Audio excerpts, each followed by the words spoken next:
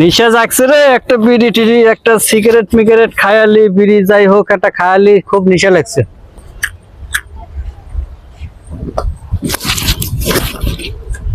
বাবা বাবা বাবা, ফকিরের বাপ দেখে তো অস্থির হয়ে যায়।